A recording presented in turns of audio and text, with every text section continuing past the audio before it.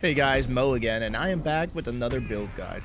This time, again, in my eternal quest to make some unique builds in BG3, I had an idea, and it really intrigued me. What if I made a melee god character, but one that wasn't just singularly focused on doing the highest amount of single target damage as possible?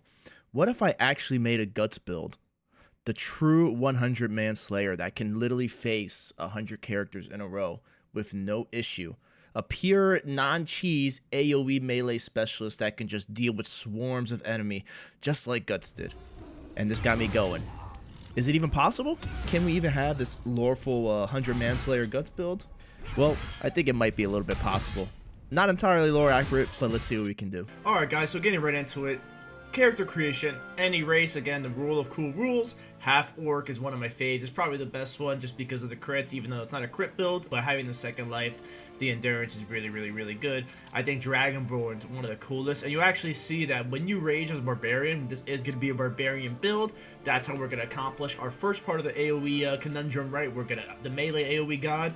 Barbarian adds us one nice ability that I'll talk about in a bit, and then Hunter too, that we all know and love, the Hunter Ranger. But Dragonborn is really nice because you get a nice chosen resistance. It's really cool, and they're just one of the coolest looking races. I mean, oh my god, right? We're gonna be a barbarian to start off with. This is gonna be a barbarian ranger multi-class. We are gonna go 8 barbarian, 4 ranger. I'll talk about the end, maybe some other dips that you might want to do, but I think the thing from a lore aspect, this isn't a guts build, but this is going to be the AoE god, and we're actually going to go Wildheart at level 3. And, being a barbarian that's a Wildheart, having an affinity with nature, having an affinity with the animals, and then dipping in the ranger, it just makes too much sense, right? It just feels really appropriate. And even the AoE potential makes it all that more satisfying. Background, whatever you want. Abilities, this is going to be really interesting, right? Because there's a lot to talk about here. There's going to be 2 things that we're going to do. One, we're not going to use ASI for any feat, which is not very typical when it comes to my builds. I always like to get 1 or 2 ASI to round out to that 20 and get the max. But the thing is with strength, it's so easy to get strength high. And again, I'm not much for using elixirs. I think it really I'm not much for using the strength elixirs and using a build around that. It just feels so weird to do. So what's actually going to happen is that we're going to go 16 strength, 15 dex, 16 con, and then everything else is whatever you want. In an ideal world, we'll actually try to get 16, 16, 16, but it's not possible with this setup. Now the thing is, why do we do this? We're going to focus on being unarmored. Our tankiness in this build is going to use resistance to physical damage while ranged, and then we're going to have AC from constitution while being unarmored. There's actually a plethora of good unarmored, unarmored is clothing, barbarian unique items. In the end of the game, you get rage, you get 15 temporary health on range. There's a lot of other really good items. So the reason why we don't go ASI and we're just going to go to 16 strength here instead of 19, there's no point to go 17 because we're still in the same bracket.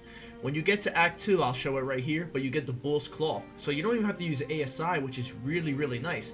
Because when we hit level 4, and then so subsequently level 5, we get Great Weapon Master, we get extra attack, and as a barbarian, we always attack with advantage. We use our reckless attack. Yeah, we're going to have advantage against attacks against us, but it's fine. We're going to have a lot of con from health. We're going to have a lot. I think barbarian's a 1d10 per level. So you actually see the endgame variance build is going to be very healthy without using the constitution necklace, right?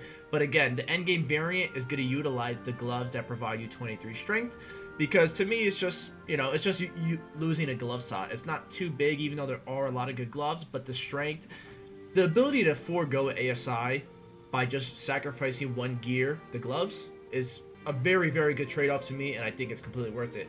To circumvent the fact that we don't go ASI early, again, back to the feat, we can just go Great Weapon Master Rush. As soon as we get to Act 2, you're level 5 or 6, maybe after the crash, maybe even 7. Once you get to the inn in Act 2, you're able to buy the Bull's Cloth. So that gives you a flat plus 2+ strength. So now you get to the next bracket, and it just helps too much. We just don't have to invest in strength. Of course, if you want to just use the elixir method and completely dump this, you can always do that too. I'm not a huge fan of it, but hey, if that's how you want to really power game it, then by all means, go do that. Alright guys, so for this build, I'm just going to go through the level ups. It should be short and sweet.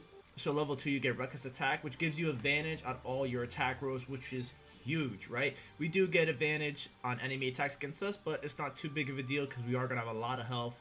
we're going to have rage, damage reduction, and we're going to be able to survive and get to those short and long rests to maintain our healthiness. So for level 3, as much as I love the Berserker, and you still can go Berserker for this build, for the AOE variant, Wildheart is definitely the way to go. And this is much more in line with how Barbarians really kind of are in the lore, where they're just like these wild rage monsters from the, you know, from the depths of like the wild. Literally, they're out there, right? But for the Beast of Heart, you could have options, right? You have these different animalistic hearts, these affinities you have with animals and nature that you get to pick and actually attune to your playstyle. Now, as we're going to be the melee AoE specialist, we are going to go Tiger Heart. And what you get with Tiger Heart is you get Tiger's Bloodlust, and now this only does half damage, but it hits 3 attacks. So theoretically, even though you're doing half, you're still hitting 3 targets. So I think you're doing 1.33 times total of the normal damage that you would have done. Maybe my math is wrong, but that's literally just off the top of my head, right? And you have other things too. If you want to be the more support barbarian, you can give advantage to your teammates and stuff like that. But again, this is going to be the, not the guts build, but let's just say in theory, dealing with the swords of enemies, the 100 barbarian slayer, Tiger Heart is the way to go. And then your rage gets renamed. So it's pretty cool. And the animation for this is pretty nice too. It also makes enemies bleed, which is gonna really incorporate when we get deeper into barbarian, but I'll get it when I get there. One quick note, Bear Heart is no, excuse me. Oh yeah, so I was right. It is Bear Heart. The actual utility that you get from going bear is not really too good. The heal is just okay, but what really is good is the actual rage. Being able to get resistance to all damage is actually just nutty. Like, yeah, you're unarmored, but still, like, you already get resistance to physical damage. Now you're resistant to all damage. If you wanted to really power game as Barbarian, this is most likely the best way to go, guys. Now, at level 4, you're going to see that your Beast of Heart is going to come again. This is a really nice touch that that Larian did. You can consistently change it every level up. If you know you have a hard encounter and you don't have a lot of AoE stuff that you can deal with, hey, just go Bear Heart. Be super tanky. And then, you know, if you just want to be consistent and stay with one type of heart, you know, affinity with nature and an animal, you know, just go that way too. But at level 4, I'm going to talk about all the feats right here. You're going to go Great Weapon Master first, Savage Attacker second, and then I got a surprise for the third one. So the reason why we're able to go Great Weapon Master, the plus 10 flat damage early game, nothing can really compare to it. You get the bonus action attack on kills, on those executes. And of course, it is harder to hit with the -5, but we get advantage on our attacks, so it doesn't matter anyway. So level 5, you get your extra attack, super good, huge power spike for melee builds, and you get fast move. As long as you're not wearing heavy armor, we're going to be unarmored, but even if you do want to go like some medium armor or light armor variant of the Barbarian, you still get more movement, which is very good. So at level 6, we're deeper into our Wildheart Barbarian, and what's going to happen is that we're going to get a very good animal aspect. We're going to get more in line with affinity, and you're going to get aspect of the beast Tiger. You add an additional strength modifier to your attack rolls, so this is just like Baldur's legendary greatsword. With our strength modifier, you know, by the time you're level 6 or 7, you will have the bull's claw. You'll have a +4 to strength. You get the double dip on that, and as long as you're bleeding or poison, you get this, right? So that's very good. And when you go back to your Tiger Heart, your ability actually does the AoE guaranteed bleed. There's a lot of other ways to make enemies bleed, especially later on in the game. You don't have to go Tiger Heart, but I have bad news, because Aspect of the Beast is actually bugged. I tested this extensively. I don't know what's going on. I've tested it to where I cause the bleed myself. I cause a bleed by my party members, and it does not add the strength modifier again. So right now, in theory, I kind of thought, oh, this makes so much sense. This is so cool. Unfortunately, it does not work right now. That's it. You know, it does suck. But at least for this, if you are going to go 6 into Barbarian, then what's going to happen is what I would rather go, because you're still going to do bleeding with Tiger's Hearts, you actually maim people now. So what's going to happen is that when you attack a bleeding or poison target, you maim them, which means that they cannot move, which is absolutely huge for really punishing these casters and ranged characters. Because if you hit a Tiger's Claw, hit 3 people, and then we go, spoiler, we're going to go Hunter Horde Breaker, and you go 2 attacks, you're locking down 2 targets, which is crazy. And you're most likely killing that 3rd target. So you just trap these people in, like, your melee. Like, they cannot escape. They get in melee range. You get into melee range of them. You sweep them. You know, you do all this massive AoE damage, and there's no escape. That's it. You're just, like, literally pure rage, animalistic instinct, and you're going to destroy everything, right? So In the perfect world, this would work, and you get more and more damage. You'd be averaging around like close to 40 damage with your two-hander.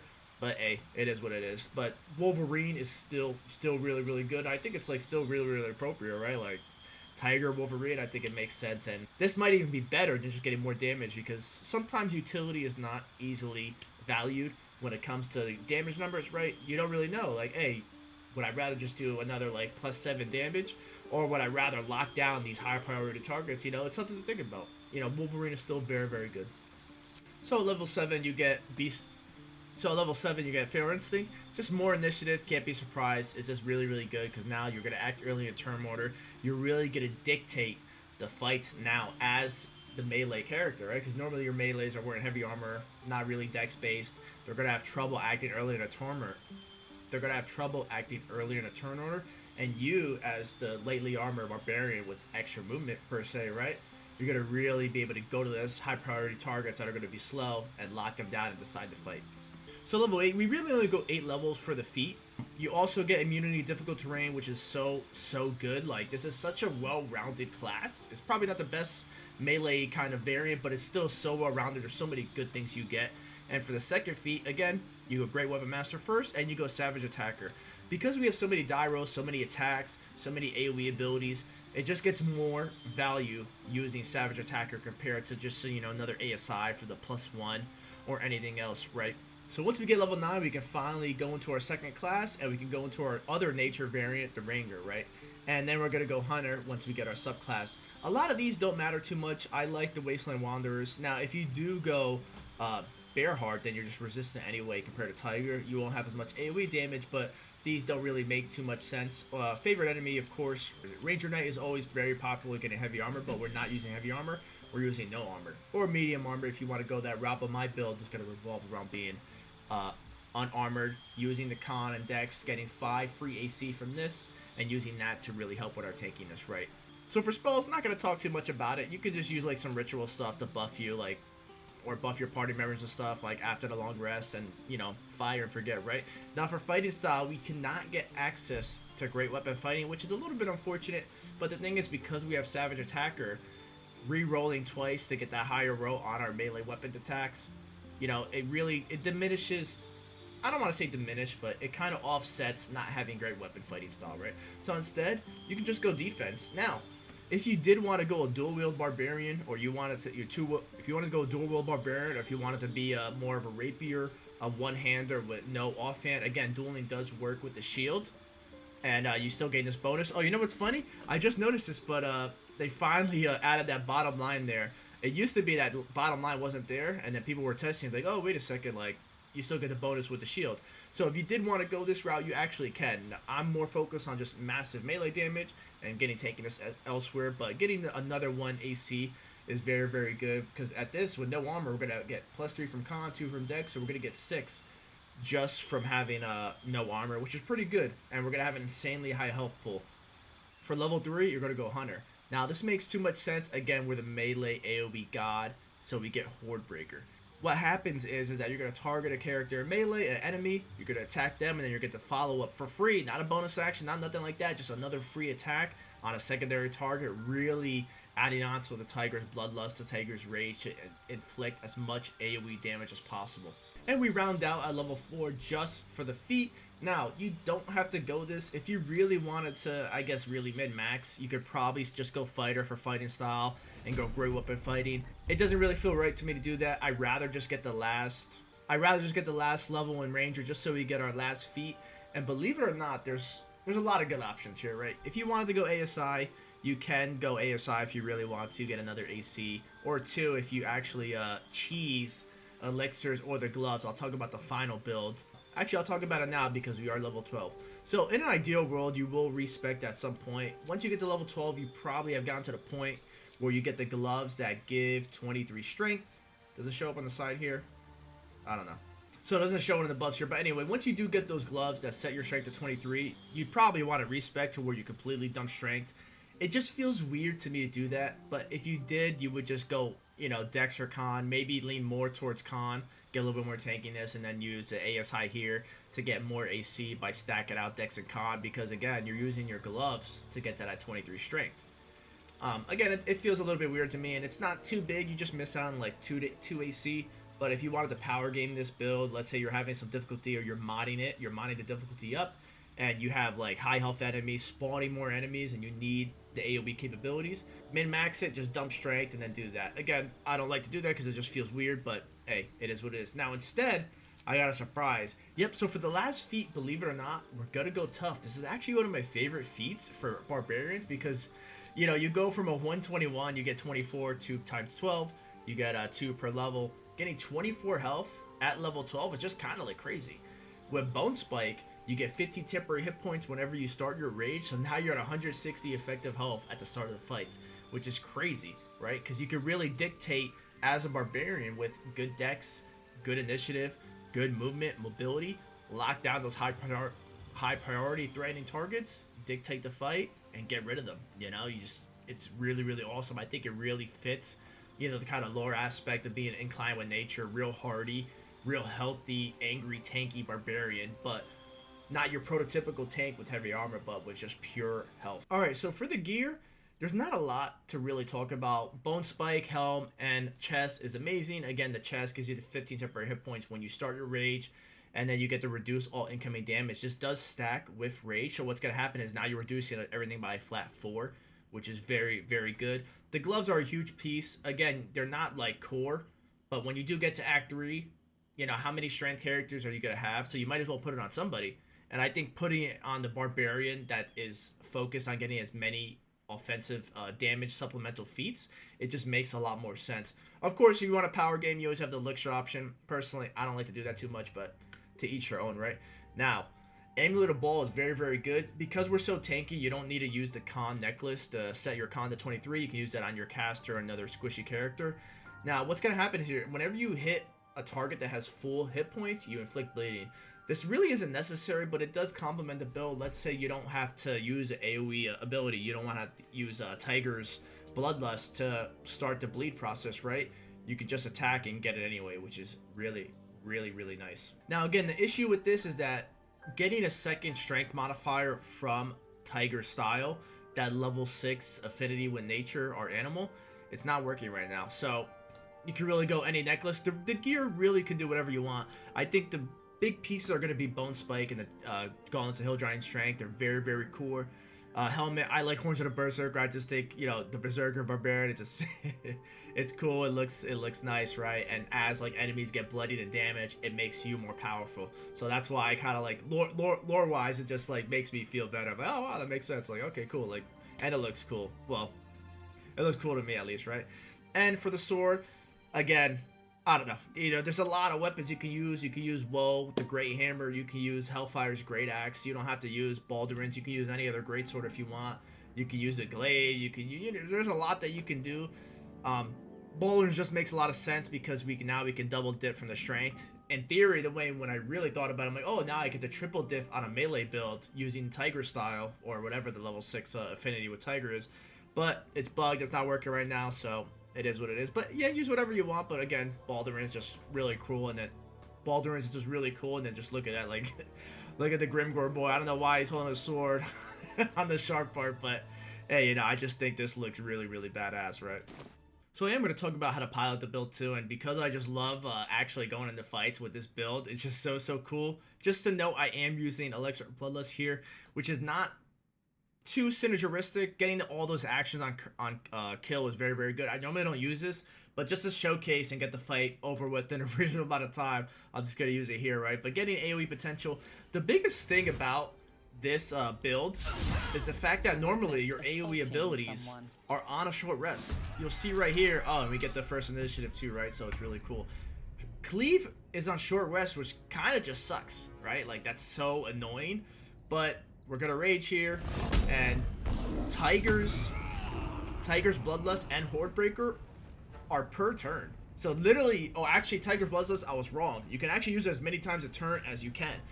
Now, if we get the proc on Bloodlust, we could actually do it again. You'll see, if you paid attention earlier, you probably noticed that that's exactly what happened. We get the crit. Did we get a kill here? Oh, because we use Rage as a bonus action, we can't use it. We didn't get the kill. I did miss on the opener, I believe. But you'll see, like, this guy's hitting us, and he's hitting us for 1, 2, 3, 4. Like, he's not really doing anything. The only negative that you should know is that if you do decide to go Elixir of Bloodlust here, it actually cancels out your temporary range from ranging. So you're gonna lose that 15 if you do get a kill. But you see, we just tank 1, 2, 3, 4, 5. Let's see, what is it? 1, 2, 3. Is that 6? So 6 characters in 1 turn, all hitting us, and they did 10 damage. That's it. And now we got them right where we want them, right? Oh man, I love this shit. Do we get 3 attacks? Yeah, we get 3 targets here. Beautiful. Just reckless attack. Unlucky. Oh, we got 1 kill these. But you'll see, you keep doing this. You literally just dominate these turrets here. This is unlucky, man. I don't know what's going on here. But with Horde Breaker here, the one thing to know about Horde Breaker is that when you target them, make sure that the circle hits as many targets as possible. You see, if we target her, we only get, and that's crazy, we're getting 99s and 88s, 94s, and we're still missing, right? But oh well. Target the one in the middle. This way you do have the follow-up option to hit either the one on the right or the left. We got a kill there. And we get tigers here. You know, why not? Or no, maybe not. Top of the big folk, baby. Oh. Very, very big damage. You have the Horde Breaker follow-up. It can either be on her or him, because the little green thing actually highlights the Horde Breaker, which is pretty cool. Oh, man. A little bit unlucky in the RNG, but it kind of just shows you that even when I'm not, like, saving the game or resetting, like you see, I just went into the fight and just started going, right? It's not a big deal. You just kind of dominate this shit. Again, listen. 6 targets. What, 21? Okay, now we're taking damage, right? But, not even 30. 23? No. 27 damage we took, right? I believe. No, 28 damage we took. No big deal. I'm not the best math, guys, please. Not the best, I'm not a math genius, okay? But yeah, I've actually done this a couple times, but 1, 2, 3, 4, 5 targets here, and you just absolutely dominate them when taking barely any damage. I'll be honest with you, unless I really did my pure, like, paladin cheese, like super tank builds using Diva Mace and stuff like that, this actually really is really fucking strong. I'm not gonna lie to you. Like, when you really think about it, tanking that much damage, and we actually got really bad RNG with 88s to 94% hit chance with advantage, and we actually do, let's see, yeah, we have 19 AC, so it's not even we have like bad AC, we just got like giga unlucky here, but hey, it is what it is. And you finish off the fight. So in pretty much 2 turns, or 3 turns, my bad, you just literally absolutely annihilate 6 people as melee. And this is kind of weird because you normally don't do that. Like, you normally don't have this massive melee AOE damage that's possible, right? Like, you normally just have to, like, execute the first target. Hit him again, kill him. The second target. You're not able to hit 3 targets at a time. So, being able to do that, I think it's very cool. And to me, it's still, like, a very unique playstyle. Like, I actually think, like, this is much. I actually rather play this type of melee build than my pure fighter with 3 attacks a turn. Just because you're still theoretically getting 3 to 4 attacks a turn using Horde Breaker, using Tigers, and it's just really cool. This would be even more powerful if the goddamn Tigers Bloodlust was working. Let's see if I can just go back to the beginning and show you why. But you'll see here, let's see, Horde Breaker, Trip Attack, nope. I use Tiger's Bloodlust, condition. So they receive condition bleeding, and you'll see here we get the damage roll, 5 plus 3 plus 6. The plus 6 is from the strength modifier. The plus 6 is from Giant Slayer, from Baldur's Giant Slayer, the second strength modifier. Plus 10 Great Weapon Master, then plus 2, that's the flat from range.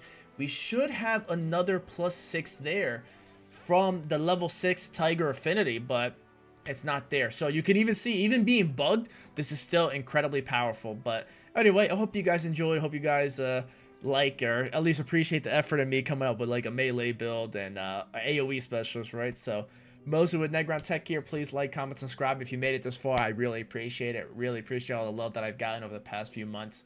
Have a good one, guys.